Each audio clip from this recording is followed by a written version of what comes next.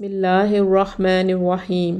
السلام علیکم ورحمۃ اللہ وبرکاتہ۔ رسول اللہ صلی اللہ علیہ وآلہ وسلم نے فرمایا، بندہ جب کوئی گناہ کرتا ہے تو اس کے دل پر ایک سیاہ نقطہ پڑ جاتا ہے، پھر جب وہ گناہ کو چھوڑ دیتا ہے اور استغفار اور توبہ کرتا ہے تو اس کے دل کی صفائی ہو جاتی ہے، یعنی سیاہ دبا مٹ جاتا ہے، اور اگر وہ گناہ دوبارہ کرتا ہے تو سیاہ نقطہ مزید پھیل جاتا ہے، یہاں تک کہ پورے دل پر چھا جاتا ہے۔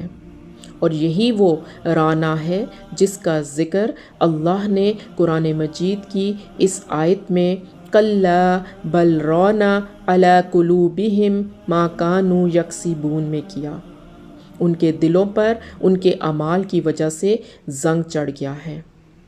جب بھی کوئی گناہ سرزد ہو جائے تو فوراً اللہ سبحانہ تعالیٰ کی طرف رجوع کریں، اپنے گناہوں کی توبہ کریں، استغفار کثرت سے کریں اور پوری کوشش کریں کہ دوبارہ وہ گناہ سرزد نہ ہو پائے، تاکہ ہمارے دل سیاہ ہونے سے بچ جائیں۔ جزاک اللہ خیر۔